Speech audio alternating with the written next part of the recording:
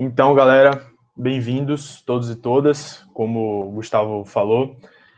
Esse é um semestre em que na LAC a gente está falando de medicina baseada em evidências.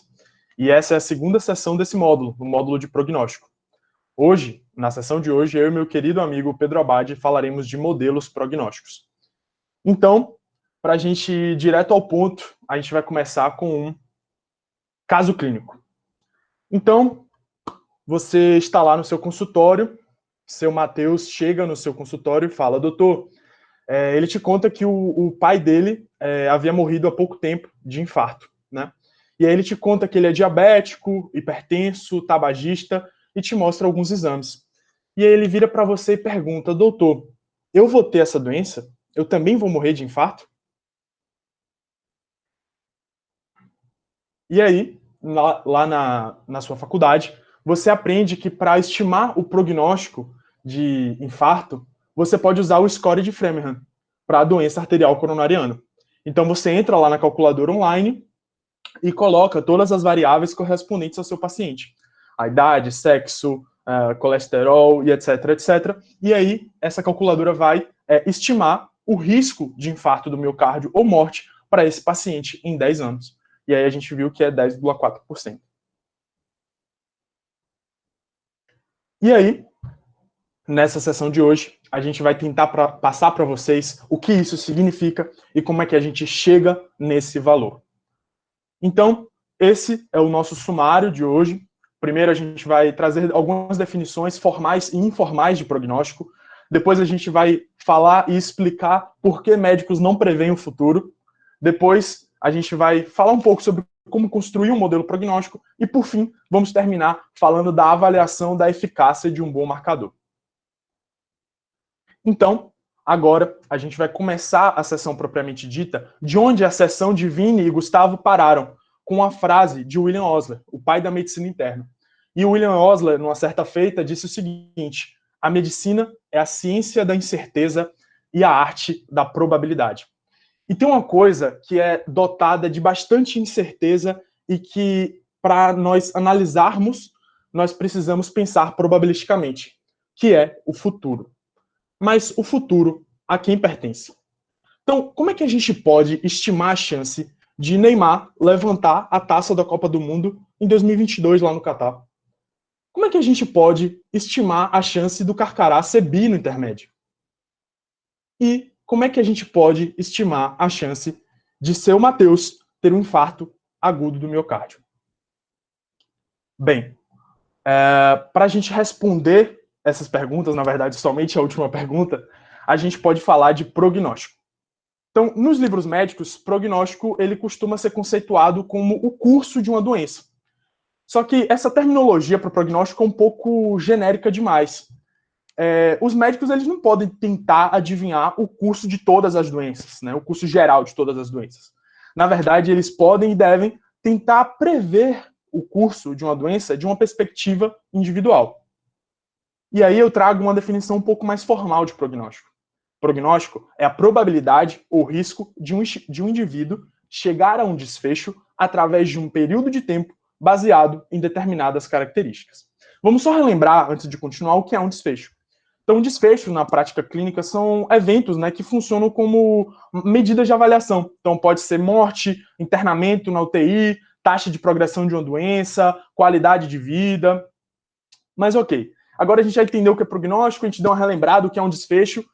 Como é que a gente avalia, então, essa probabilidade? Então, para a gente estimar a probabilidade de um prognóstico, a gente pode, na verdade, a gente deve avaliar os marcadores prognósticos. Então, com o diagrama que vocês estão vendo aí, vocês estão vendo um grande grupo, né, que são os marcadores prognósticos, e dentro desses marcadores a gente tem um grupo especial, que são os fatores prognósticos. A gente vai falar um pouquinho mais deles, precisamente daqui a pouco. Mas antes, vamos conceituar o que são esse grupão, o que são os marcadores prognósticos. Resumidamente, são características do indivíduo que moldam a probabilidade para mais ou para menos de um certo prognóstico. Então, vamos começar falando dos marcadores prognósticos. Então, marcadores prognósticos, eles são características, como eu havia dito, que guardam uma certa associação com um determinado desfecho, que pode ou não acontecer no futuro. E cada situação clínica em que a gente observa vai ter seus próprios marcadores prognósticos. E aí, para a gente identificar esses marcadores, a gente precisa fazer alguns estudos. São os estudos de identificação de marcadores. Esses estudos, usualmente, o seu delineamento é um estudo de coorte, onde a gente inicialmente recruta um grupo de indivíduos que são livres do desfecho, a gente avalia as características desses indivíduos e a gente acompanha eles. Então, no final desse acompanhamento, a gente vai ver que alguns indivíduos vão desenvolver o desfecho e outros não vão. E ao fim desse follow-up, né, ao fim desse segmento, esses dois grupos vão poder ser comparados. E a gente vai avaliar as características que estão mais presentes no grupo que foi acometido pelo desfecho. E a gente vai dizer que essas características, elas se associam ao desfecho, ou melhor, elas predizem o desfecho. Um exemplo de um marcador prognóstico é o HDL, né, no score de Framingham. Certo? Então agora a gente vai falar do outro grupo, o grupo especial que estava lá dentro no diagrama, que são os fatores prognósticos. E aí a gente começa com uma frase, que é marcadores todos são, fatores alguns. Porque um marcador prognóstico, ele pode ou não ser um fator prognóstico.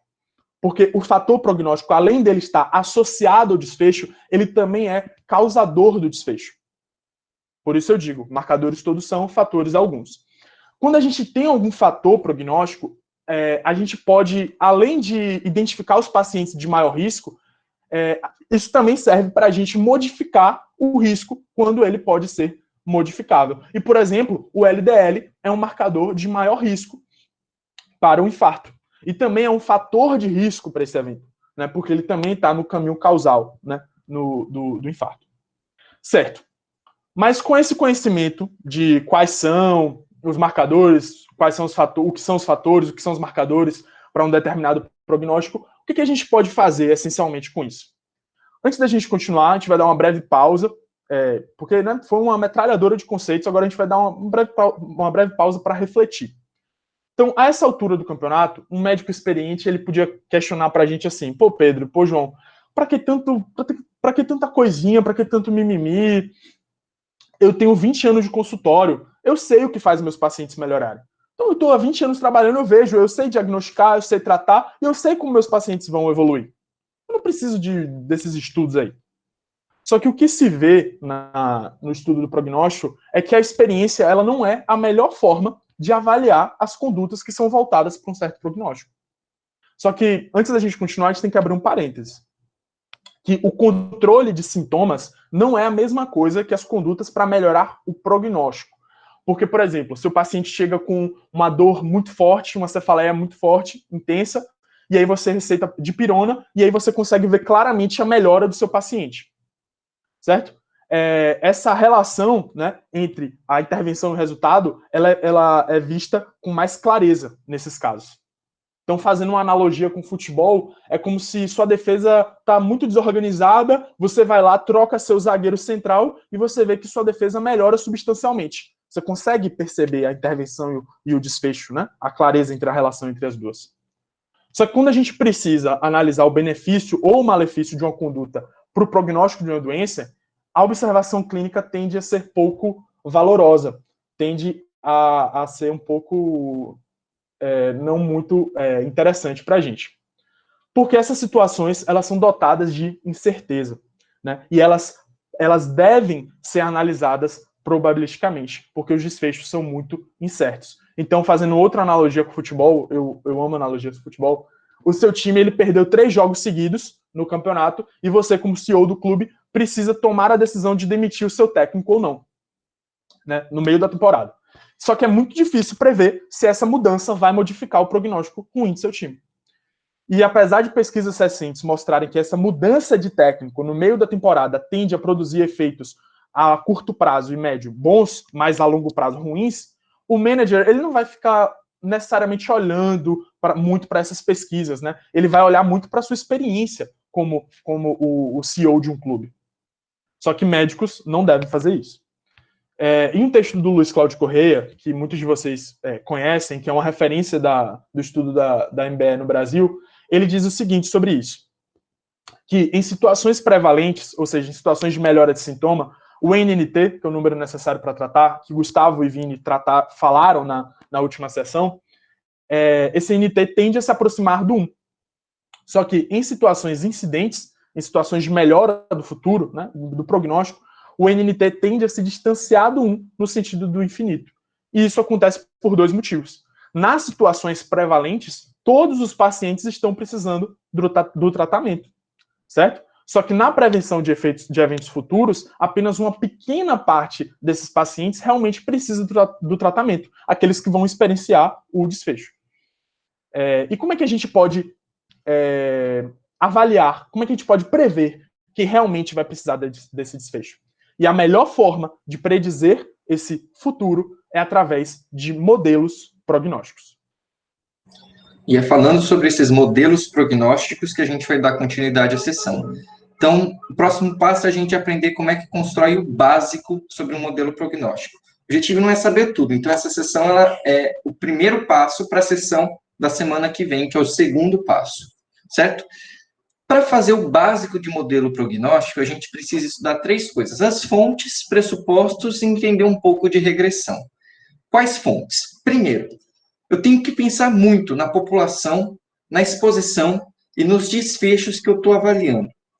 A minha população, a minha exposição e os desfechos para a população que eu estou aplicando um modelo prognóstico, idealmente elas devem ser muito semelhantes à população, à exposição e ao desfecho. Tem um O aí, mas é de outcome. Ao desfecho do meu estudo. Então, ao que eu estou aplicando com o estudo. Isso parece óbvio, a gente já sempre discute isso. Só que não é muito bem o que acontece. Então, muitos estudos avaliam populações e desfechos diferentes dos originais para o score de Framingham, usando o score de Framingham. E isso gera uma incerteza enorme, enorme, enorme. Um exemplo com população é quando você aplica o score de Framingham, que foi feito em pessoas saudáveis, que não tinham ainda nenhuma doença, em pessoas que já tinham várias doenças, né, e eram tratadas. Então, uma população diferente. E você não pode fazer isso livremente, você tem que ter cuidado com isso.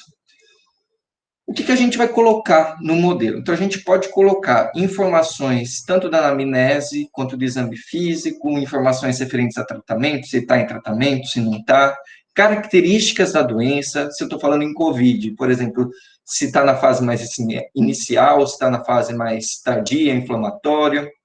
Posso colocar resultados de testes, como o HDL, como o colesterol total. Mas eu vou colocar tudo isso? Não. Antes eu vou olhar na literatura o que eu vou colocar. Eu vou ver aqueles estudos que o João citou, que eles tentam avaliar, geralmente de forma de forma exclusiva, se um preditor tem a ver com um desfecho. Uma ressalva que eu faço é sempre lembrar de quando você está transportando aquilo para o modelo, se aquilo foi avaliado, se aquilo é uma variável contínua, mantenha contínua. E já nessa fase, se você sabe que você tem 2 variáveis que têm extrema correlação uma com a outra, e talvez até causalidade, não coloque as 2, porque isso vai deixar o seu modelo desnecessariamente complexo. Vocês vão voltar nessas questões aí depois, Abad? Você pode saber se eu comentário agora ou mais para frente sobre algumas questões pontuais? Pode fazer agora. Pode fazer, Davi. Ah, beleza. Pode fazer, concordo com o que você comentou, com uma certa ressalva em relação a manter contínua a variável. Porque, de fato, você tem mais informação quando você mantém contínua, mas quando você mantém contínua, aí você tem que, idealmente, se você quiser ser bem rigoroso, avaliar como que essa variável contínua se relaciona com o desfecho, né? É uma associação linear, de fato, logística. Você vai precisar inserir um termo ao quadrado aí para poder modelar essa variável. E quando você categoriza, apesar de eu também ser um grande crítico de dicotomizar, categorizar e tal, você perde informação, mas em alguns cenários você pode facilitar, como você colocou para outras questões, ele pode facilitar a aplicação clínica da variável. Então, assim, desde que não perca grande valor prognóstico naquele modelo, você está permitido fazer uma categorização para poder ficar mais fácil a aplicação clínica, ficar uma coisa mais simples, né, de mais fácil aplicação. Mas também é uma questão que não é tão grave assim, porque hoje em dia, com calculadora, aplicativo e tal, que você bota o número lá, se você tiver um estatístico razoavelmente bom, ele consegue sim modelar essa variável contínua e ganhar mais poder prognóstico, né, mais detalhe no modelo. Mas isso é o que você pode, em algumas situações, relevar e fazer de forma categorizada. Mas, de fato, manter contínuo, você sempre vai ter mais informação. Perfeito, Davi. Especificamente sobre isso, eu só ia citar, mas eu acho que foi essencial a sua intervenção agora. Então, literatura, mantenha contínua quando possível, se não for possível, categorize, e a gente vai discutir isso um pouquinho mais para frente, mas já fica a ressalva de Davi aí, excelente. E cuidado com as correlações e causalidades que você já conhece. A gente tem que avaliar 3 pressupostos bem importantes na hora de construir esse modelo, que é se eu tenho um preditor bem definido, padronizado, reprodutível e disponível. Então, por bem definido e padronizado, eu quero dizer se eu tenho uma técnica laboratorial e se eu tenho um ponto de corte para medir glicemia em jejum, por exemplo, 126 miligramas por decilitro. Isso tem que estar bem definido e padronizado. Outra coisa, essa técnica ela tem que ser reprodutível, senão você vai ter muita variabilidade, isso vai comprometer a acurácia. E tem que ser disponível, para poder ser aplicado na prática clínica. Outro ponto é que a gente está querendo prever se um evento vai acontecer ou não, para guiar tanto nossa prática, quanto para dar suporte para o paciente. Então, a gente quer um modelo mais acurado possível. E a gente quer aplicar um modelo, a gente não quer simplesmente guardar um modelo dentro de um estudo e deixar ele lá quietinho. Por isso, ele tem que ser simples. Então, bem definido, padronizado, produtivo e disponível, acurado e simples.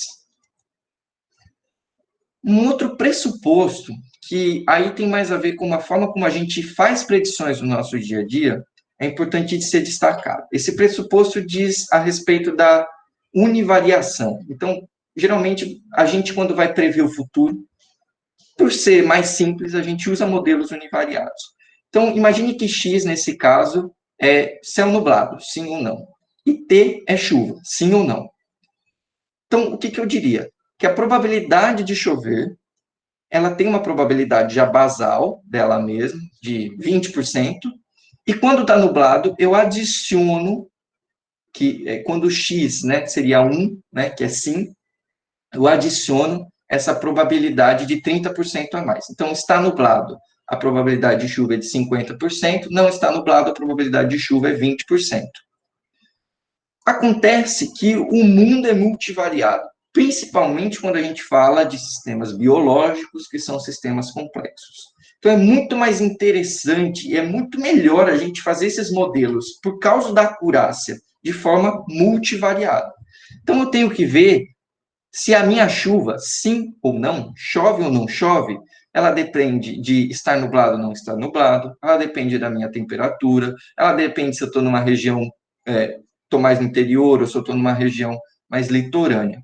Então, a minha probabilidade de chuva, ela tem a probabilidade basal dela, mas ela pode ser modificada também por outras variáveis, além de só estar nublado. Então, claro, nublado ou não, vai adicionar 20%? Ok. Se está em região costeira ou não, vai adicionar 10%? Ok. Se está com uma temperatura mais alta, vai adicionar quantos por cento? E aí eu vou moldando a minha probabilidade. Então, vou fazendo um modelo multivariado. O que é esse B que eu estou mostrando? Esse B que eu estou mostrando é o peso, é a força de associação que cada preditor tem em relação ao desfecho.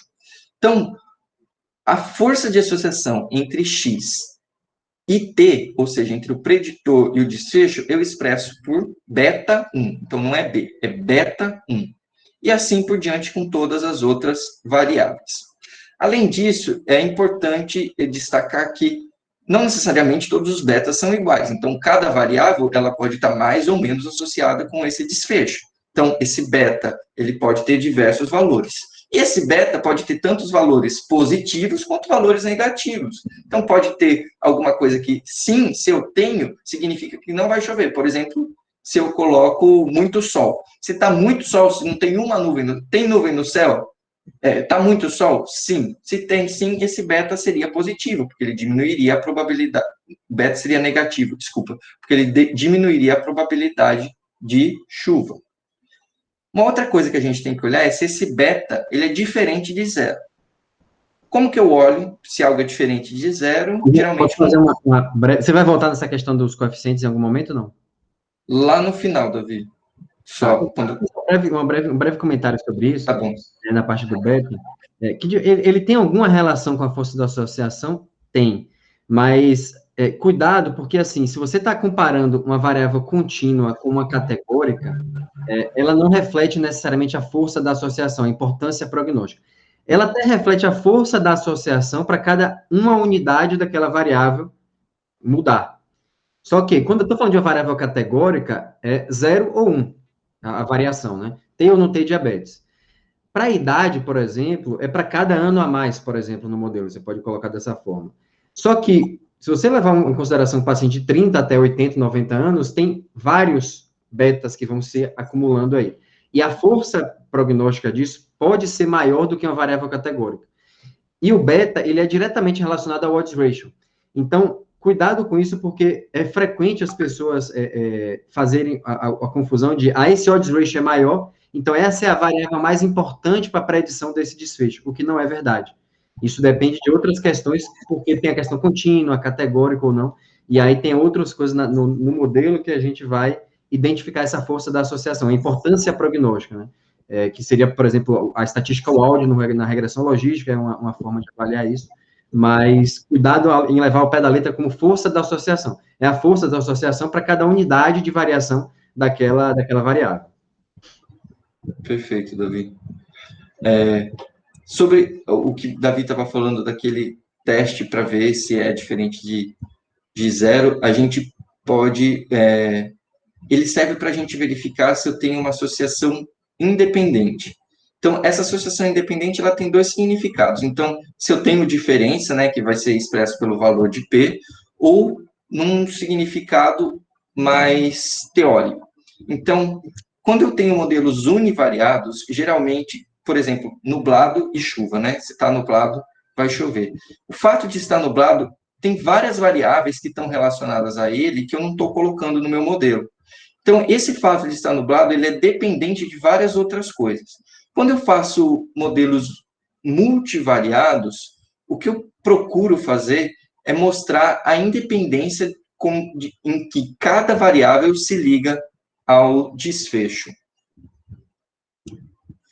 E aquela fórmula que a gente estava mostrando é basicamente a fórmula da regressão. Então, aqui a gente não vai discutir regressão a fundo, é só para a gente entender como mais ou menos a gente aplica isso no modelo. Então, a gente tem até sessões no YouTube gravadas sobre regressão logística, regressão linear, regressão multivariada e regressão de Cox, e vale a pena conferir. Hoje a gente vai discutir principalmente dois tipos de regressão, que é a logística e a de Cox, mas de uma forma bem simples. Então, a gente vai diferenciar as duas. As duas se referem a desfechos binários. Então, o que eu estou querendo prever é chove ou não chove, ganha o jogo ou não ganha o jogo, morre ou não morre, infarta ou não infarta. Só que tem uma diferença, porque a regressão de Cox ela leva em consideração o tempo até aquele evento. Então, o tempo até a morte, o tempo até chover.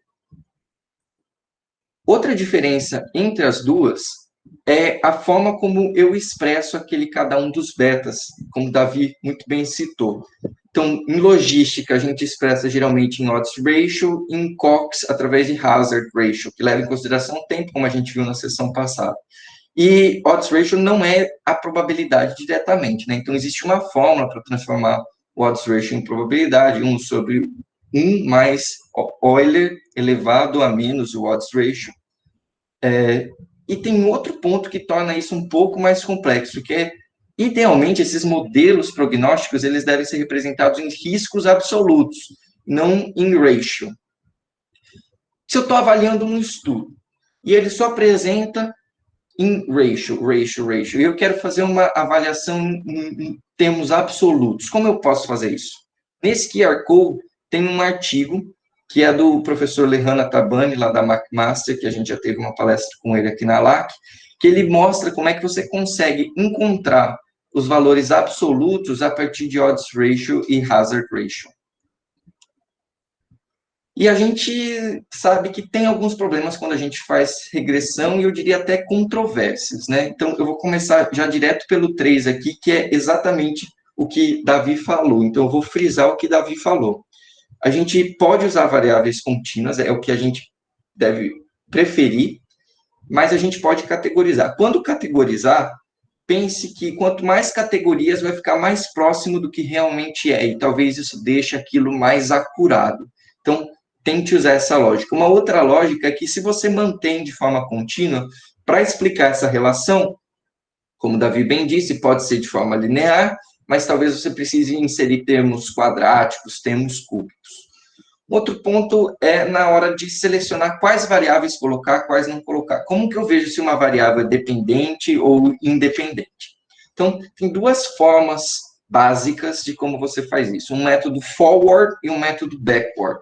O método forward é quando você vê a análise univariada. Então, você vê o preditor e o desfecho. Ah, deu P menor do que 0,05, se é isso que você está usando, então é independente. A outra, preditor desfecho. Ah, deu dependente. Preditor desfecho. Deu independente. Aquilo que é dependente, eu não coloco no meu modelo. Aquilo que é independente, eu coloco no meu modelo, de forma simplificada. O método backward, ele faz um processo diferente. Então, você pega as suas variáveis de interesse e coloca no seu modelo. Quando você coloca tudo no seu modelo, ele vai ver o que é dependente e o que é independente. Preferencialmente, a gente deve, e depois você elimina aquilo que é dependente e mantém o que é independente. Por que a gente deve preferir pelo método backward? Você põe tudo e depois tira. Porque ele vai ajustar. Então, a regressão, ela tem uma coisa que ela ajusta. Então, ela vê a força de associação de uma variável com o desfecho, sendo que você está anulando o fato das outras associações também existirem, de forma mais simples para poder entender o que é ajuste. Um outro problema que a gente pode ter é o overfitting. O que é o overfitting? Vou fazer uma rápida observação sobre a seleção de variáveis.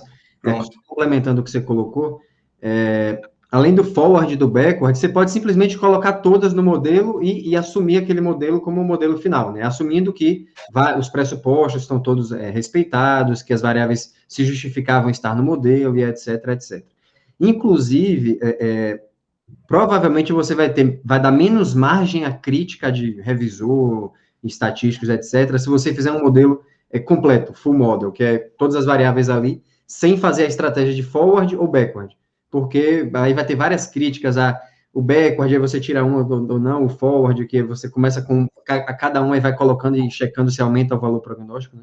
Então, eu hoje em dia tendo se o modelo comportar o N amostral e o número de variáveis não for muito extenso, preferir o modelo completo do que forward ou backward, porque eu já tive muita crítica de revisor de isso, aquilo e tal, e lendo os caras, eu acabo vendo que assim, o menos criticável acaba sendo o full model, dá menos margem à crítica, mas são 3 estratégias possíveis, e dentro, escolher o forward ou backward, eu também acho melhor o backward, acredito que a maioria dos autores colocam dessa forma, mas saber que sempre vai ter alguma margenzinha crítica aí, fora do full model. Davi, acho que Maria perguntou como controlaria essas associações aleatórias ou erros de medida se eu incluir todas. Eu diria que é pelo racional anterior, né? Na hora de você escolher quais variáveis colocar ou não colocar. Mas você quer complementar, Davi? Justamente assim, a associação aleatória, ou seja, ao acaso, teoricamente, você vai estar abrangendo no seu modelo. Se você colocou ali as variáveis importantes que possam ser de confusão para aquela associação ter acontecido, você vai estar corrigindo ali. E aquelas coisas que são do acaso, se você tem um N amostral suficiente, o acaso vai estar resolvido por essa questão também. E erros de medida, aí é uma coisa que pressupõe, assim, antes de questão de modelo multivariável, o modelo multivariável não vai corrigir erro de medida, ela pode até reduzir um pouco o viés de alguma coisa que seja mais um erro aleatório do que um erro enviesado mesmo, porque isso aí vai ser uma coisa que vai ser anterior, né? Nada vai substituir um dado bem coletado, um dado sem viés, não vai ter nenhum modelo estatístico que vai corrigir perfeitamente isso, né? Se você não souber, pelo menos, o tipo de viés que teve ali naquela coleta. Perfeito. Viés tem correção metodológica e estatística, né? Não é só estatística. Um último ponto que eu gostaria de comentar como um problema que pode ter é o overfitting, que é justamente um que ele vem de um viés, né, que é o viés de seleção. Então, a sua amostra é sistematicamente diferente da sua população-alvo, e isso faz com que talvez algumas variáveis expliquem demais o modelo, sejam boas demais para ser verdade. E aí a gente chama isso de overfitting, e aí tem técnicas para corrigir. Quando a gente aplica tudo isso que a gente viu, desde João até agora no score de Framingham, a gente vai entender como esse score funciona de uma forma mais profunda, né? Então, não só assim, o que eu coloco na calculadora, o que ela me dá. Então, eu coloco sexo, idade, colesterol total, HDL, pressão arterial, diabetes, tabagismo, para ver o risco de infarto do miocárdio ou morte para esse paciente específico em 10 anos. Sobre os fatores, a maioria ali são fatores prognósticos, né? Então, sexo, idade, colesterol, pressão, diabetes, tabagismo. Hoje, se considera apenas o HDL como marcador prognóstico, então que ele não tem relação causal, apenas de associação. No caso do score de Framingham, eles fizeram uma coorte de 12 anos, mas eles só querem avaliar o risco de infarto do miocárdio ou morte para 10 anos. Então, como o tempo foi importante para eles, o momento em que teve o infarto ou a morte, eles utilizaram a regressão de Cox no estudo. As variáveis que a gente está vendo aí, sexo, idade, colesterol, HDL, etc., são todas variáveis independentes, mas foram também incluídas no modelo variáveis dependentes. Então, por exemplo, o IMC ele foi colocado, mas ele foi retirado porque ele se mostrou dependente. Aqui teve uma falha que eu não consegui corrigir, mas tudo bem. Porque aqui eu tenho que explicar como é que ele funciona por trás da calculadora, que é basicamente um sistema de pontos. Então, a gente vai usar os pontos dentro do colchete, que eles representam o colesterol total e não o LDL, que é o que a gente está levando em consideração aqui. Então, dependendo da pressão, você vai dar pontos. Se ele está 12 por 8, por exemplo, a gente coloca 0 pontos. Se ele está menor do que isso, a gente também coloca 0 pontos. Ué, mas não mudou de categoria, por que mantém 0 pontos? A gente já vai responder. Conforme vai aumentando, a gente vai aumentando os pontos. A mesma coisa para diabetes, a mesma coisa para tabagismo, HDL, colesterol, idade e etc. Sexo, ele divide em 2 tabelas diferentes. Então, faz cálculos diferentes e dá pesos diferentes para sexos diferentes, masculino e feminino. Você vai somar os seus pontos do seu paciente, na verdade, exemplo 7, e vai ver qual o risco dele. 13% de ter o evento em 10 anos. Esse risco de 13% em 10 anos, supondo que ele tem 42 anos, é comparado com o risco da população em geral não tendo esses fatores. Então, quando está tudo ajustado, então 7%. Então, você vê que o seu paciente específico, ele tem quase o dobro, né? 7% a mais de chance de ter o evento em questão. Lembra que a gente estava conversando sobre aquele peso? Por que eu diminuo uma categoria vai 2, ou então por que eu pulo uma categoria que ao invés de ser 0,1 é 0,2? Tudo isso depende do beta. Então, o próprio artigo ele fornece os betas, e nesse beta você consegue ver de onde veio a pontuação. Então, por exemplo, no caso do HDL, ele considerou um beta, né? Então, um ponto, um beta igual a 0,25. Então, o valor de referência é 0. Esse daqui, como está muito próximo, ele considerou 0 também. Então, ele dá 0 pontos entre 45 de HDL até 59. Acima de 59, ele já dá 2 pontos direto. Por quê? Porque já está mais próximo de 2 vezes 0,25, que é 0,50. Mas observe que isso daqui, o HDL, quanto maior, ele diminui, né, a chance, o risco de infarto do miocárdio ou morte para aquele paciente. E assim por diante com as demais variáveis. Então, se a gente vai fazer uma análise mais geral do score de Framingham, a gente vê que ele é um preditor bem definido, né? Ele tem preditores bem definidos, padronizados, reprodutíveis e disponíveis. Principalmente quando a gente usa a calculadora, ele é simples e ele é acurado. Lá no começo, no sumário, a gente colocou que a gente explicar a acurácia, mas, na verdade, é para instigar vocês, porque na semana que vem a gente vai explicar como que a gente avalia a acurácia desse marcador, e como a gente, desse modelo prognóstico, e como a gente avalia esse modelo prognóstico. Essas foram nossas referências, e É isso, pessoal. Muito obrigado. Então, Davi, se quiser comentar alguma coisa, fazer alguma correção, algum comentário.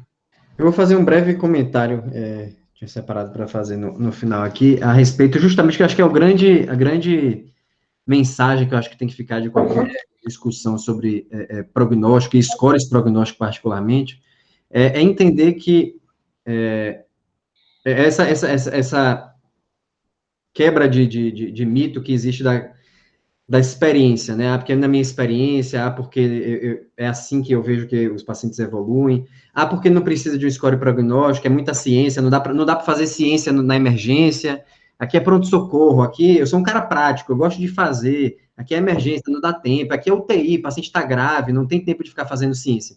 Então, quebrar um pouco desse mito, né? Que, por um lado, não há dúvidas de que é melhor do que o julgamento clínico, se consegue fazer muito rapidamente, ajuda, particularmente a entender que o score prognóstico, ele não vai lhe dar uma certeza de que você vai tomar a melhor decisão para aquele paciente, né? Mas ele vai diminuir a incerteza, ele vai lhe dar mais informações para você conseguir usar melhor o seu julgamento clínico, né? E aí tem uma frase de um professor do MIT, eu não lembro o nome dele agora, mas que eu acho uma frase excelente e cai com uma luva, eu acho, nessa questão de scores prognósticos e julgamento clínico. Porque também não anula o julgamento clínico, não é dizer que a experiência não tem nenhum valor, tipo, a você que tem 50 anos, nosso professor lá e tal, catedrático, ele não tem o julgamento clínico dele é igual ao seu. Geralmente não é, geralmente é um pouco melhor o dele. Não é que não tem nenhum valor. E a frase que desse professor, que eu não lembro o nome agora, coloca, que é mais ou menos assim, que nenhum homem é melhor do que uma máquina, nenhum homem é melhor do que uma máquina, mas nenhuma máquina é melhor do que um homem com uma máquina.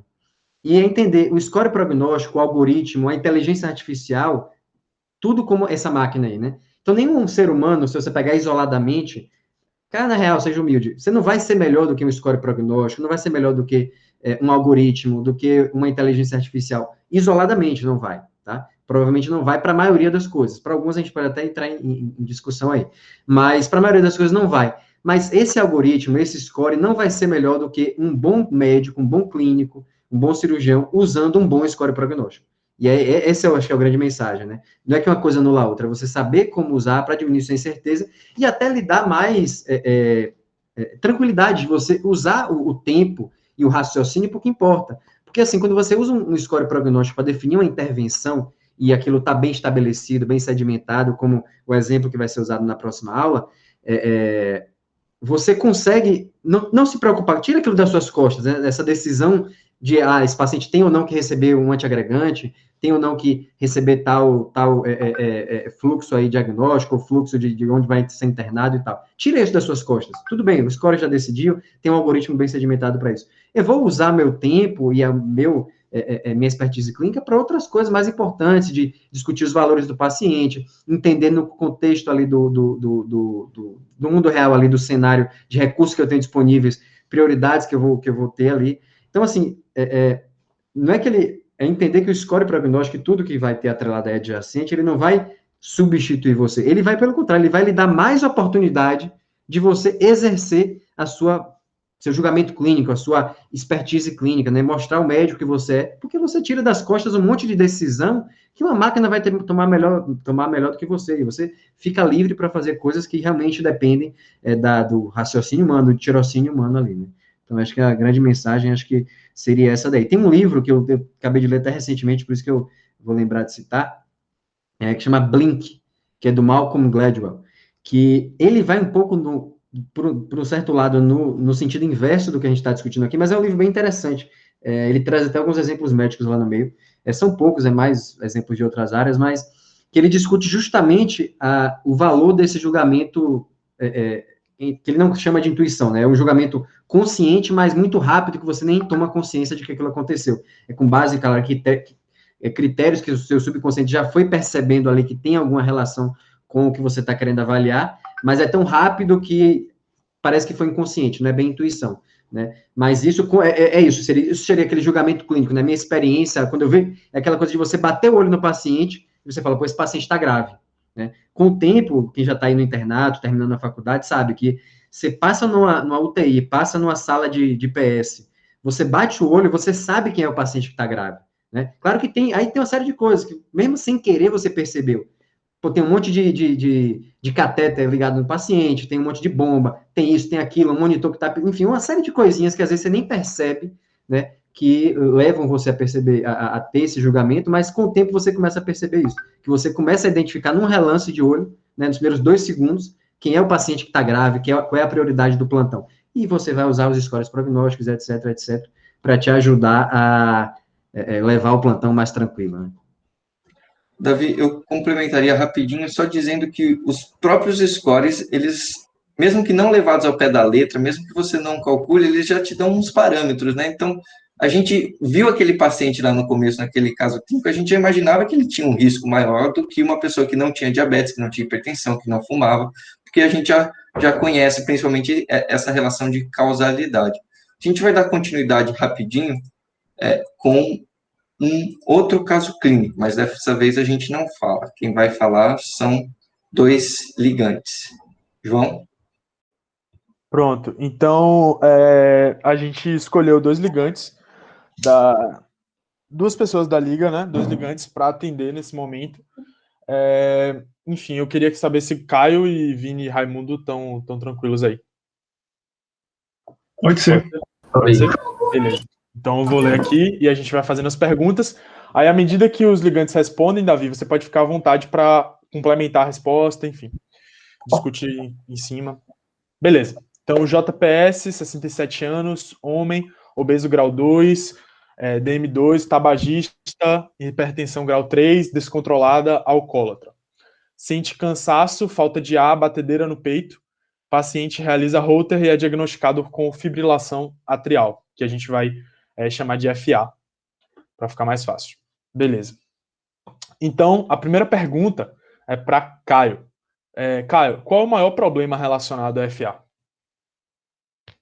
Bom, a gente pode pensar relacionado à FA a questão de formação de trombo, né? É um problema muito, muito sério que a gente tem que pensar logo numa conduta, como a gente viu no artigo que foi enviado por vocês.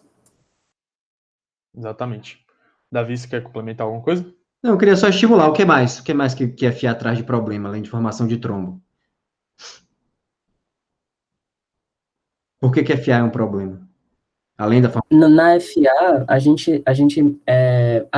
gente tem normalmente no coração um ritmo, né? Coração pulsando ritmo sinusal. A FA é justamente, a gente tem disparos de várias partes do átrio, por isso fibrilação atrial. Então, se nossa bomba não está funcionando direito, a gente pode pensar em várias repercussões relacionadas a isso, né? Talvez uma má perfusão, E nesse sentido, a gente pode pensar mais, não sei se é nesse sentido que você quer que a gente fale.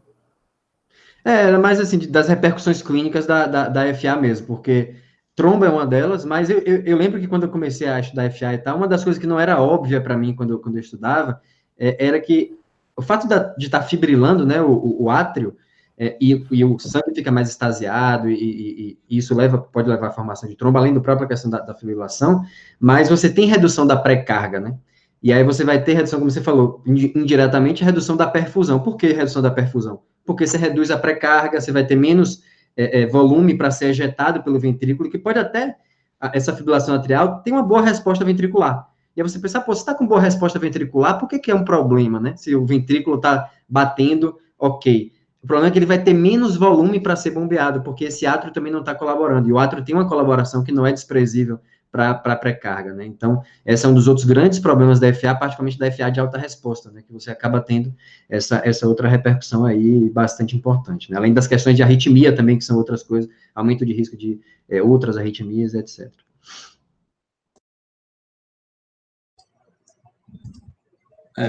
Vini, questão 2. Por causa disso, quais as 2 principais intervenções farmacológicas que poderiam prevenir esse problema? E por que não usar essa intervenção farmacológica em todos os pacientes de forma sistemática? Eu fico com a dúvida, mas eu lembro que seria um antitrombolítico e o outro eu esqueci.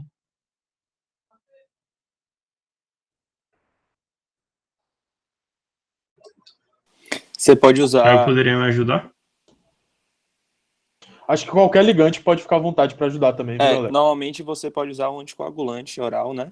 Para FA. Você tem um scorezinho aí que vocês devem falar, que tem algumas variações, o CHADS 2 VASC também, mas assim, na prática, o Davi pode até complementar melhor que eu, praticamente todos os pacientes se enquadram no uso de anticoagulante oral. Mas para tratar FA, você também pode fazer controle de ritmo e controle de frequência, né? Aí você... Não sei se era isso que vocês queriam, assim.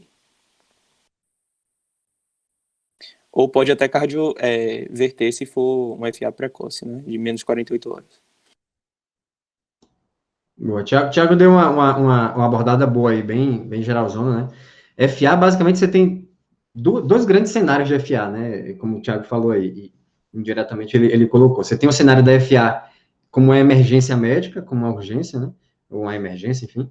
E o cenário da FA crônica. No cenário da FA emergência, você tem que estar preocupado quanto tempo ela começou, por uma questão de poder ter formado trombo ou não ali dentro, e você fazer a reversão dessa FA se ela está levando à instabilidade, né? Aquela instabilidade, eu gostava de a forma que o pessoal ensinava na época da graduação, não lembro quem é que falava, mas o pessoal era... O que é instabilidade, né? Pressão, pulmão, coração, cabeção. Qualquer coisa que alterar pressão, pulmão, coração, cabeção é instabilidade. E se uma FA está levando à instabilidade, você tem que tratar aquela FA. E aí ele colocou, cuidado com a cardioversão, se você não tem certeza de que esse ritmo de fibrilação começou a menos de 48 horas, que você pode acabar levando na reversão do ritmo, aquele trombo que estava parado no átrio, acabar indo para o resto da circulação. E na FA crônica, aí você tem duas grandes abordagens, né, assim, de como abordar o problema. Uma controlando o ritmo e outra controlando frequência. Né? Ou seja, eu quero reverter essa fibrilação atrial ou eu quero só garantir que não vai fazer um ritmo, uma resposta ventricular muito rápida. E aí você tem opções de drogas para isso. E além dessa questão de agilidade da FA em si, aí vem a questão que vai ser o grande foco da discussão aqui, né? Que é um pouco do que Vinícius veio trazendo aí, mas ele não lembrava lá, que é a anticoagulação, o Thiago lembrou, barra antiagregação, né? Isso a gente pode entrar em mais detalhes depois do indicação ou não de uma coisa, vai ter o score aí dentro e tal, mas, de fato, tem o score bem definido para isso, o CHADS-VASC, e muitos pacientes vão cair na anticoagulação mesmo, ainda mais que, atualmente, as drogas para anticoagulação são mais seguras do que eram antigamente, né? Eu brinco que a nossa geração, minha e talvez a de vocês também, né? Porque o Brasil ainda vai demorar um pouco para mudar isso no mundo real, dada que ainda não são tão caras, não é absurdamente caro não, mas são mais caras que a varfarina. Porque a gente tem a opção varfarina, que durou durante décadas aí, né? Como única opção, via oral. E agora a gente tem várias outras, né? Inibidores do fator 10A, inibidores da antitrombina, e você tem inúmeras, a Pixaban, da Bigatran, Rivaroxaban, e etc, tudo, Edoxaban, todo dia sai um novo anticoagulante oral. E elas são muito mais seguras. Então, o ponto de corte vai ficar em torno de 2, se eu bem me lembro lá, para poder se anticoagular esse paciente. E muitos pacientes vão ficar ali no próximo de 2. O que é 0, você acaba até não anticoagulando, mas o 1, você fica na zona cinzenta, que com medicações mais seguras, acaba muitos indo para anticoagulação com essas medicações mais seguras, né? E acho que entra até já na pergunta 3, aí eu vou deixar outro ligante abordar mais. Certo. Agora, Caio, mais outra pergunta. Como decidir, Caio, entre prescrever ou não uma dessas intervenções farmacológicas para JPS? Pensando, claro, no estudo, né? Certo. Então, acredito que a melhor forma da gente decidir é justamente usando o CHADS, né? O CHADS 2, que foi o que a gente viu no artigo, mas só que dando uma olhada um pouco melhor, como o Davi já comentou, e Thiago também, tem umas variações, eu vi o CHADS VASC também. Então, a gente tem, em cima disso, algumas características que a gente vai analisar, se a gente pensar no CHADS. A gente vai ter o C de insuficiência cardíaca, pontua 1 ponto. A gente tem o H de hipertensão, também pontua 1 ponto. A de age de idade vai pontuar também sendo maior de 65, maior ou igual a 75 anos, 1 ponto, D de diabetes mellitus, 1 ponto, e o S, que é S2, porque pontua 2 pontos, que é de acidente isquêmico, eu acho que é acidente vascular isquêmico transitório, ou então acidente isquêmico transitório ou acidente vascular cerebral prévio, que aí pontua 2 pontos, e aí em cima desses scores, se a gente tem, como o Davi falou, o corte de 2 ou mais, está indicado a coagulação, porque a gente está categorizando, então, como alto risco, e em a gente,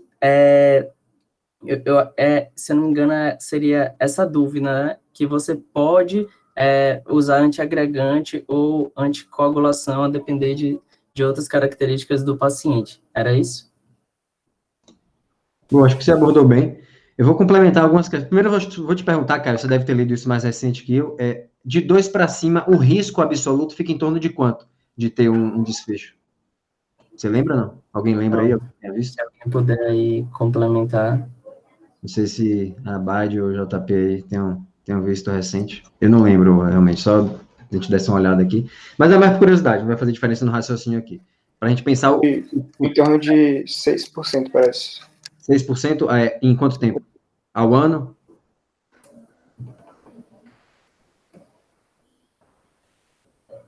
O que eu vou complementar nessa resposta de Caio, que foi excelente, Caio, isso aí, é o seguinte, o SHADS 2 é o original, tem o SHADS VASC, né, que muitos de vocês já devem ter ouvido falar, e quando eu estava me formando, tinha pouco tempo que tinha saído o SHADS VASC, e eu lembro que na época teve muita discussão do quanto ele realmente acrescentava de valor, se ele não estava sobreindicando, se ele não acabava sobreindicando pacientes para anticoagulação. E uma das grandes críticas era a questão do sexo, né? Porque uma mulher hipertensa, ela já tem 2 pontos.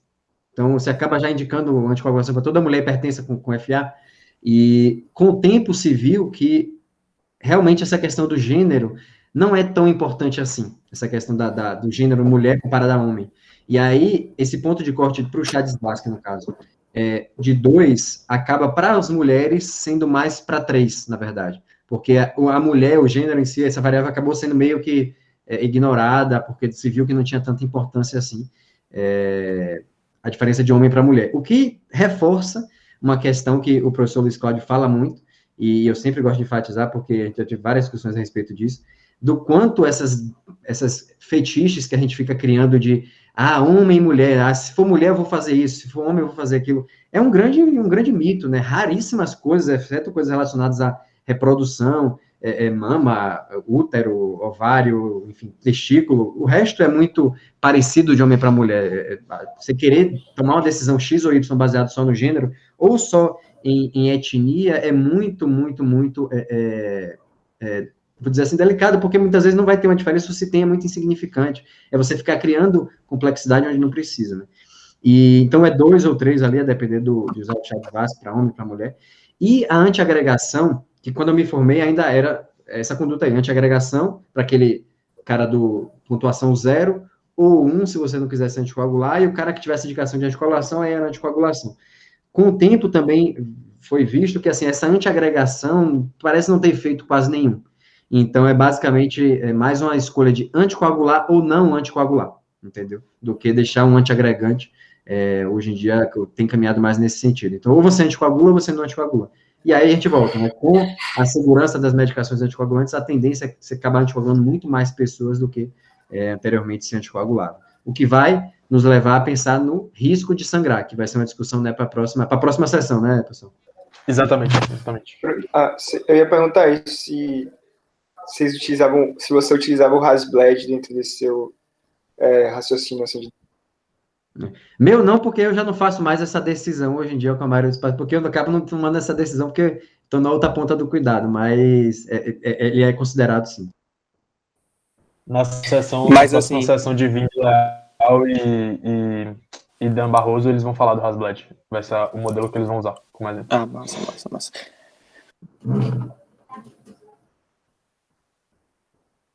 Pedro? A gente pode passar Acho para o que próximo. porque essas já foram bem estabelecidas. João? Certo, então vamos lá. Quinta pergunta, né? Para Vini, mas Caio e os ligantes mais velhos podem ajudar também. Os níveis pressóricos de JBS não são bons, né? O modelo não deveria conter tanto hipertensão quanto hipertensão grau 3, uma vez que ambas as variáveis são independentes? Isso não seria melhor para você decidir o medicamento de JPS?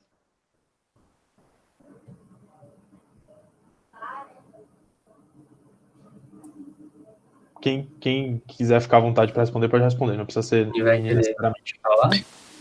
Rapaz, eu não sei se... Posso falar? Pode, vai, Thiago. Eu não sei, assim, tipo, se eu entendi muito bem a pergunta, mas, assim, eu acho que não, porque, embora, enfim, ele tenha uma hipertensão mais grave, o score, ele foi desenhado com outro objetivo, entendeu? Então, talvez o grau de hipertensão mais grave não influencie tanto na decisão clínica, né? Então, talvez não fizesse sentido você estratificar isso. Enfim, o paciente que já tem hipertensão, ele já vai ter aquela indicação, não importa qual grau dela. Eu imagino dessa forma, assim. E eu acho ainda que, complementando assim, não sei se o Thiago pensou isso também, que ele tá falando que ele quer usar os dois, mas só que aí, como a gente viu na aula, estaria sobrepondo, né? Que seria uma informação que, de certa forma, estaria contando de forma repetida, não era ideal. E se a gente... É uma opção, né? A gente estratificar não só a hipertensão grau 3, mas as faixas, mas a gente aumentaria em complexidade, diminuiria em simplicidade, e aí tem que pensar. Eles devem ter optado, então, por hipertensão, por isso.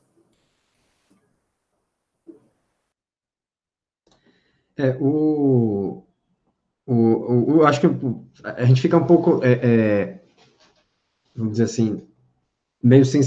Vou dizer assim, eu não lembro do trabalho original do CHADS 2 para poder ver como que realmente se comportou o nível da pressão ser mais grave, moderada, leve, em relação ao risco do evento. Mas a resposta de vocês está perfeitamente completa, né? A respeito de poder até ter alguma diferença, mas você perde em simplicidade. Eu vou só provocar aqui o seguinte, aquela discussão que a gente teve de contínua e categórica, se aplica aqui também, né? Hipertensão, por mais que a gente possa categorizar, você é hipertenso, você não é, você é hipertenso grave, não é, mas se você for olhar na base biológica da coisa, provavelmente o risco, ele é um contínuo, né? Claro que esse contínuo, ele pode ser de tal forma, e a isso se prestam as categorizações, né? Quando você tem um grande salto de risco com uma pequena variação daquela variável. Então, provavelmente, e aí eu teria que olhar o artigo original, ver como é que foram os dados, se realmente é assim, não, mas provavelmente aquela hipertensão grave, grau 3, comparada ao grau 2, era muito próxima a diferença, né? De forma que não compensava você acrescentar essa complexidade no modelo, porque não ia ter tanto ganho prognóstico. Mas a gente tem que entender que ali por trás, biologicamente, sempre, mesmo uma variável categoricamente dividida, provavelmente por trás ela vai ter algum grau de continuidade, que pode ser mais ou menos inclinada ou não, e ter várias formas como ela se comporta, mas sempre vai ter, ou quase sempre vai ter algum grau de variável contínua ali por trás daquelas variáveis categóricas que a gente considera aí nos scores, né?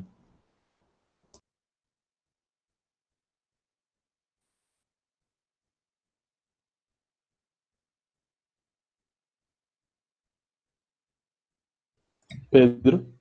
Pronto. Então, aplicando o que a gente já viu que é o CHADS, vocês considerariam que o risco encontrado justifica o uso da intervenção farmacológica? Então, vamos aplicar o CHADS aqui para esse paciente.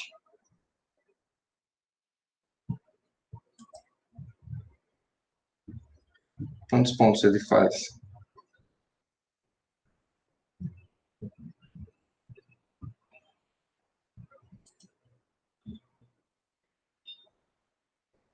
Tá, ele pontua já. Quantos pontos ele fez? Eu contei aqui já 2. Sendo 2, já foi. Não sei se tem mais um que eu não contei. Deixa eu passar. Tem uma versão do CHADS que eu não sei se foi que foi utilizada, tipo, para colocar no medical. Tem uma versão do Chats que ele coloca que se for DM2, se for DM2, a gente não pode utilizar aquele score. Eu vou enviar para vocês aqui. Eu não sei se foi essa a referência que vocês utilizaram, mas eu acredito que ele, como o Caio falou, ele já pontua. Então, só pelo fato dele pontuar, já justificaria, né, a utilização da farmacológica. Eu vi uma pergunta do Daniel aqui no chat, um comentário dele, na verdade, numa das referências, que é a inclusão de variáveis que se sobrepõem pode causar viés de confusão. Só para esclarecer aqui, Daniel, que essa questão do hipertenso ou hipertenso de outro grau, tem uma questão que seria inserir as duas ao mesmo tempo no modelo. Isso realmente não se recomenda, como acho que foi o Caio que comentou, né? Você botar duas variáveis que têm uma correlação muito alta, não faria sentido. No entanto, você, ao invés de botar só hipertensão sim ou não, poderia categorizar em várias categorias, né? Não hipertenso, hipertenso leve, muito leve, levezinho, moderado, moderadinho, e por aí vai, aí você poderia, isso aí que seria uma opção alternativa a colocar só hipertensão sim ou não, né? Thaís, você comentou aqui, eu vou abrir esse chat que você falou aqui para ver o que é. Não, eu percebi que eu errei, na verdade. Eu errei. Eu troquei os chats com o Framingham. O Framingham é que não pode utilizar com o DM2. No caso, o chats ele já pontua, então justificaria a utilização da intervenção farmacológica, né? Porque com um ponto já é indicado. Tá. Vocês vão terminar de comentar? Tem uma pergunta da Isabel aqui sobre essa questão de sobreposição, mas eu não sei se eu comento isso ou a gente vai para essa pergunta 6 primeiro. Pode comentar, Davi. Só para terminar essa questão aí da sobreposição. Isabel, depende. Depende do quão correlacionado está colesterol total e HDL, tá? Se entrou as duas variáveis lá no modelo, e aí provavelmente foi um bom estatístico que fez o cálculo lá do Framingham Score, porque apesar de ter alguma correlação, elas são suficientemente diferentes, se comportam suficientemente diferentes nas pessoas, a ponto de você colocar elas no modelo. E, de fato, assim, a gente sempre vai lembrar de cabeça, assim, que vai ter, tem um tio que tem um colesterol super alto e tem um HDL super alto também. Tem outro que tem o colesterol alto e tem um HDL baixo. Tem gente que o inverso, enfim. Tem, de fato, vários fenótipos aí, né, de perfil lipídico na população. Então, provavelmente, lá no Score Framingham, avaliaram e não era uma correlação tão alta a ponto de ser impeditivo de colocar no modelo, tá? Então, não é só porque é tudo colesterol, então não posso botar no modelo. Não, calma. Avalia estatisticamente o quanto elas, de fato, representam o mesmo fenômeno naquela amostra que você está fazendo o modelo, tá? Davi, já que você entrou nessa parte de correlação, né, entre as variáveis e a questão do efeito de confusão, considerando que se valoriza muito esses modelos completos, e eu já li isso também, né, em que você não retira variáveis, mesmo que elas não sejam necessariamente independentes, assim, digamos que o intervalo de confiança dela inclua o zero no beta, por exemplo. O quão importante é realmente a gente ter predição independente e ter uma baixa colinearidade entre essas variáveis, considerando que, por exemplo, o fato de você manter essas variáveis podem reduzir viés de seleção, pode reduzir overfitting, como o Pedro já falou. Vale a pena realmente a gente ficar se preocupando em retirar essas variáveis com alta colinearidade, mesmo que elas agreguem pouco valor. Quem vai te responder isso, Pedro, é a performance do modelo. Então, assim, se você está com o modelo completo e ele tem uma performance X, você tira aquela variável que não é significativa, que tem qualquer problema ou qualquer suspeita de problema, e a performance do modelo continua semelhante, não mudou, não tem por que manter aquela variável ali. Você vai podendo tirar até, porque assim, uma coisa é a avaliação de prognóstico, outra de causalidade. Então, se eu quiser atingir um score prognóstico, eu posso ir tirando essas variáveis e eu vou acabar tendo essa abordagem muito mais backward mesmo, de eu parto de um modelo mais completão, e aí eu vou tirando aquelas coisas que são lixo, né, entre aspas, que são só penduricalhos ali, e deixo só o grosso, né, o que é importante, de fato, para aquele score prognóstico. Inclusive, não necessariamente o score prognóstico tem que incluir todas as variáveis independentes, tá? Você pode ter um modelo com, sei lá, 7 variáveis independentes lá, significativas, intervalo de confiança, etc., valor de P, e você avaliar que, olha, se eu retirar essa daqui, que é uma variável difícil de obter, é uma variável que vai dar trabalho, vai ser mais custoso, eu não vou perder muita performance. Eu aceito essa perda de performance, que é pequena, para que eu possa ter um prognóstico, uma capacidade de prognosticar semelhante, sem aquela outra variável. Então, vamos pensar, se eu tenho um modelo, por exemplo, vou puxar a sardinha para o lado aqui de TCE, que eu consigo prever o prognóstico em TCE com características clínicas, variáveis laboratoriais e tomografia, ainda que ressonância acrescente algum valor prognóstico, eu prefiro fazer um score prognóstico que tenha só tomografia, porque todo paciente com TCE, em qualquer lugar minimamente equipado, vai ter uma tomografia e rapidamente ser feito, do que eu dizer que precisa uma ressonância que vai acrescentar muito pouco, entendeu? Então, você não é obrigado no modelo final você ter todas as variáveis que são independentes. Você pode tirar algumas que, ó, isso aqui é muito difícil, isso aqui é um teste genético, a gente vai conseguir fazer um teste genético. Se eu tirar esse teste genético, não vai perder muita performance. Tudo bem, tiro esse teste genético, fico com um modelo mais enxuto, mais simples, mais barato, mais aplicável para países em desenvolvimento, países subdesenvolvidos, né, e vai atingir mais pessoas. Né? Pessoal, a gente só vai encerrar a parte do questionário, porque a última questão era só o que fazer para ver se vai sangrar ou não, que é prever o futuro, como a gente faz, modelo, é o que a gente vai fazer na semana que vem, tá bom?